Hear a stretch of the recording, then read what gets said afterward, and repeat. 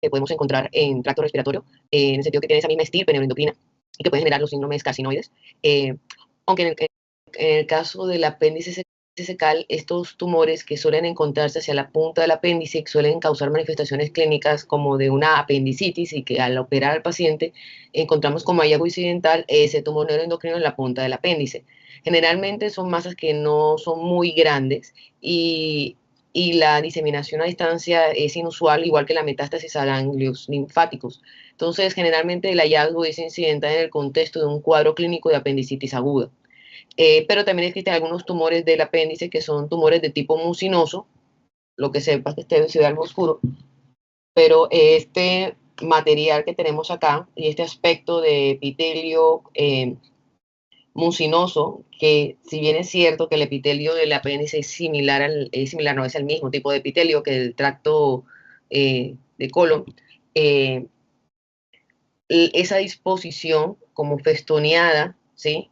Y esa organización no es la que uno suele encontrar en el apéndice secal. Entonces existen unas lesiones mucinosas del apéndice, tumores mucinosos del apéndice, que son lesiones que tienen displasia de bajo grado o de alto grado, ¿sí?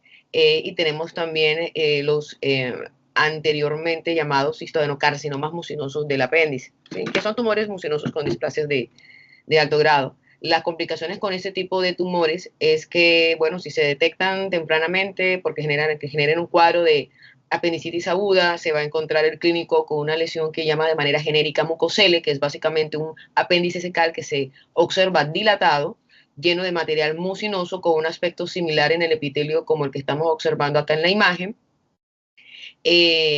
Y si de pronto la lesión está limitada al apéndice, no habría mayor relevancia, pero si, como vemos en la imagen, empieza a infiltrar la pared apendicular, que estos son literalmente lagos de moco con nidos flotando en esos lagos de moco, estamos hablando de esos tumores mucinosos, malignos, infiltrativos, ¿sí? Que pueden generar una complicación que se conoce como pseudomixoma peritoneal, que es literalmente implantes de mucina y de células tumorales mucinosas en la cavidad peritoneal, que literalmente cubre los órganos y el peritoneo, y es una complicación bastante seria. Los pacientes van a cirugía, le retiran todo ese material mucinoso, a veces varios órganos comprometidos por el tumor, y la lesión mucinosa y la acumulación de ese material mucinoso puede recidivar, entonces suele ser una complicación bastante seria. Entonces, el término mucocele como tal es un término meramente clínico, lo usan mucho los cirujanos, los quirúrgicos, y solamente es para decir que tienen un apéndice secal eh, que está dilatado y lleno de moco, pero no se ha determinado la naturaleza de esa neoplasia mucinosa. Entonces, es algo que siempre debe enviarse a patología para determinar el grado de atipia que puede llegar a presentarse, y por lo tanto el riesgo de desarrollar esta complicación que la solemos encontrar en los tumores mucinosos malignos, que se conoce como pseudomixoma peritoneal. Esta complicación de pseudomixoma peritoneal también es una complicación que puede presentarse en los tumores mucinosos ováricos malignos, ¿sí? Entonces los cistadenocarcinomas mucinosos del ovario también pueden generar pseudomixoma peritoneal, ¿ok? Vale. De otras lesiones de pronto bastante comunes, pero infortunadamente consultadas cuando ya están presentando complicaciones, son las hemorroides, que son básicamente dilataciones varicosas de esos plexos hemorroidales. Pueden tener una disposición de esas dilataciones varicosas en la porción externa del plexo hemorroidal o en la porción interna del plexo hemorroidal, puede comprometer ambos plexos. La complicación de este tipo de lesiones es que se pueden trombosar, ulcerar, sangrar, son dolorosas, y situaciones como el estreñimiento crónico pueden complicar y favorecer la aparición de la enfermedad. También en las mujeres embarazadas, por el hecho del útero grávido que eventualmente pueda comprometer el retorno venoso, puede favorecer el desarrollo de dilataciones varicosas en miembros inferiores y también en los plexos hemorroidales. Y los pacientes con cirrosis, ¿sí? Por esta comunicación vascular y el mayor riesgo de desarrollar circulaciones colaterales y de hecho dilataciones varicosas, no solamente en el plexo hemorroidal, sino también en el esófago, es una complicación que también puede presentarse. En este caso, aparte el riesgo de pronto de ulceración y sangrado, está el hecho de que los pacientes con cirrosis hepática,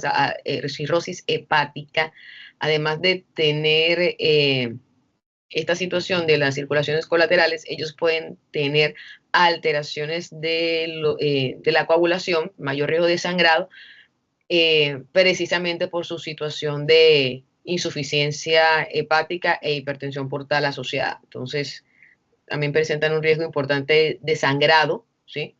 Los pacientes que además tienen una cirrosis hepática de base. Ok. Dentro de las lesiones que podemos encontrar en el canal anal y en el ano están las lesiones tumorales, las lesiones tipo verrugas víricas, y pues específicamente el condiloma acuminado, que está asociado al virus del papiloma humano, específicamente los virus del papiloma humano de bajo riesgo oncogénico. Los de alto riesgo oncogénico pues están asociados a carcinomas escamocelulares. Y sí, los pacientes pueden llegar a tener carcinomas escamocelulares asociados a BPH de alto riesgo oncogénico. Hay unas pruebas que se realizan como tamizaje en pacientes de riesgo, que es la citología anal, y que pueden detectar cambios citopáticos, sobre todo en pacientes de riesgo, pacientes homosexuales, mujeres con verrugas víricas o condilomas acuminados en genitales externos o antecedente de BPH de alto riesgo oncogénico, también serían personas de riesgo. Entonces, como parte de los estudios complementarios de tamizaje se utilizan cada vez más. No está tan extendido más por desconocimiento que porque no se debe hacer, sino porque no hay muchos profesionales que sepan tomar adecuadamente la citología anal y a veces no saben que la pueden mandar. Y es una buena manera de hacer estudio de tamizaje, sobre todo en esos pacientes de alto riesgo, y detectar tempranamente virus del papiloma humano. ¿Ok? Y pues los carcinomas que podemos encontrar serían pues los adenocarcinomas, sobre todo ya en la porción más hacia recto, pero también podemos encontrar lesiones que solemos identificar en piel normal, como los carcinomas escamocelulares o los carcinomas vasocelulares. Son lesiones que usualmente encuentran en piel, pero en otras localizaciones, pero sí se han descrito en esta posición topográfica. Los melanomas también pueden presentarse, son inusuales, pero sí es una posibilidad. Lesiones tumorales de tipo melanocítico maligno, enano y canal anal. ¿Ok? Otras situaciones que podrían generar obstrucción intestinal, creo que una de las fotos que les mostré en la presentación durante la clase era un segmento de intestino por una hernia encarcerada, entonces se alcanzaba a ver un segmento de intestino violáceo, que era la zona que estaba encarcerada y obstruyéndose su afluencia de sangre. Pero hay otras situaciones, aparte de las hernias, que podrían provocar una obstrucción intestinal. Por ejemplo, las adherencias peritoneales, que también se conocen como bridas, que son procesos reactivos, fibrosantes, pueden estar asociados a los eventos de cirugías previas o a procesos inflamatorios que se presenten en cavidad abdominal. Pueden estar incluso asociados a antecedentes de enfermedad pélvica inflamatoria, podrían favorecer también eventualmente el desarrollo de bridas. Nosotros tuvimos un caso, una paciente de 16 años que le hicieron una apendicectomía y desarrolló un cuadro fibrosante excesivo, exagerado, y empezó a generar bridas, lo que provocó obstrucciones de múltiples segmentos de intestino, y la paciente terminó en cirugía resecándosele cemento de intestino delgado, cemento de intestino grueso, y lo que tenía eran bridas. Y el único procedimiento quirúrgico previo que había tenido había sido el de una apendicectomía. Es algo, digamos, una situación como inusual, pero pues bastante desafortunada para la paciente. Otras situaciones que pueden generar obstrucción intestinal es cuando el cemento de intestino gira sobre sí mismo, sobre el eje que le ofrece el meso. Suele presentarse cuando hay cemento de intestino redundante, y gira sobre sí mismo generando un proceso de obstrucción del flujo de sangre, pero sobre todo, a veces no lo obstruye por completo, pero sí genera una obstrucción, o sea, de la luz, provocando una dilatación progresiva de la misma. Entonces, pueda que la afluencia de sangre se mantenga baja, pero se mantenga, el intestino no se necrose, pero si hay una obstrucción de la luz del segmento de intestino, y esta luz se dilata progresivamente, adelgazando la pared del intestino y eventualmente requiriendo que al paciente se le reseque todo el segmento dilatado. Otras situaciones tenemos acá la intussuscepción o invaginación intestinal, que literalmente el intestino se mete sobre sí mismo. Es inusual que un adulto tenga una intussuscepción de manera espontánea, algo que puede presentarse en niños, pero en adultos es muy inusual. Y cuando ocurre una intussuscepción en adultos, usualmente es porque hay una masa tumoral, sea benigna o maligna, sino una masa tumoral que se comporta como una cabeza que tracciona el cemento de intestino cuando pues, se da la peristalsis. Otras situaciones que pueden generar obstrucción intestinal son cálculos o cuerpos extraños. Hay veces que puede haber perforaciones del cemento intestinal por cuerpos extraños, aunque suene y aunque parezca inusual, hemos tenido casos donde espinas de pescado atraviesan todo el tracto intestinal y terminan llegando al cemento de intestino y perforando el cemento intestinal. Bien, entonces sigamos. Aquí estamos viendo un ejemplo esquemático de una hernia encarcerada y que eventualmente puede colapsar el componente de vascularización de ese segmento intestinal. Y aquí estaríamos revisando este segmento de intestino.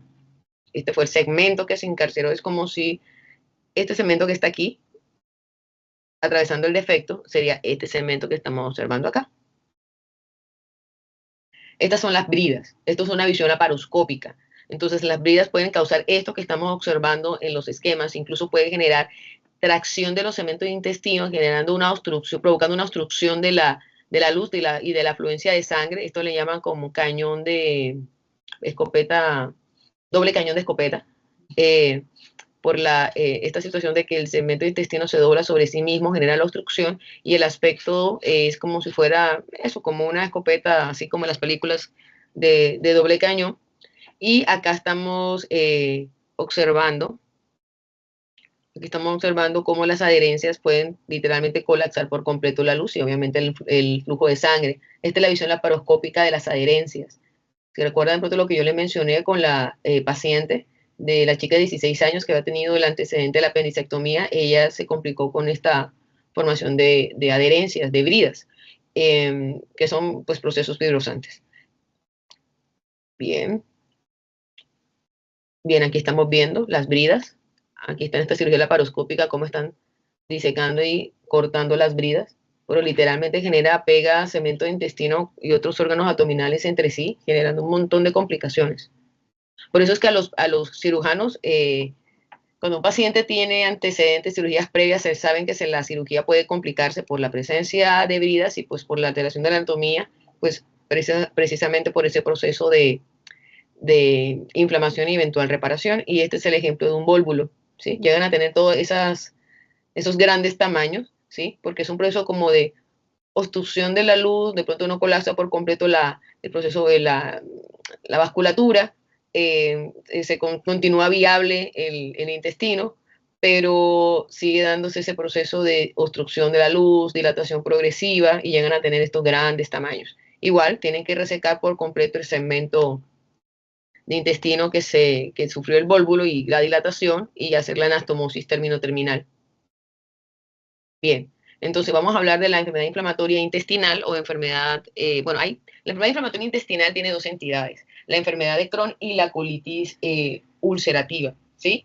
Tenemos que precisar que la enfermedad inflamatoria intestinal se puede definir como un proceso donde se combinan alteraciones en la regulación de la respuesta inmunitaria y cómo el huésped interacciona con la microbiota. También se ha descrito que en la enfermedad inflamatoria intestinal hay claramente un proceso de alteración de las funciones de la barrera epitelial y para que se dé esa enfermedad inflamatoria intestinal debe haber una predisposición genética. Se han descrito polimorfismos genéticos, sobre todo en estos mecanismos involucrados en la respuesta inmunitaria a nivel del intestino y de la interacción con la microbiota, y polimorfismo en los genes que están involucrados en la integridad de la barrera de este epitelio intestinal. Entonces no es solo una sola mutación o una sola situación, un solo gen, sino que sea la múltiples polimorfismos genéticos que entre sí pueden contribuir y favorecer el desarrollo de la enfermedad inflamatoria intestinal. Entonces tú puedes tener varios pacientes con enfermedad inflamatoria intestinal, digamos todos con enfermedad de Crohn, pero no todos se comportan igual, no todos tienen las mismas manifestaciones. Es Crohn, pero no es el mismo tipo de Crohn en todas estas personas porque pueden tener diferentes polimorfismos genéticos que pueden determinar la gravedad o la severidad de las manifestaciones clínicas de esa enfermedad inflamatoria intestinal. No sé si me estoy explicando bien. Sí, profe, disculpe. Usted al principio de explicar esta parte dijo que depende de dos, pero no escuché muy bien. Para ver si Ah, me ok. puede decir, por O favor. sea, la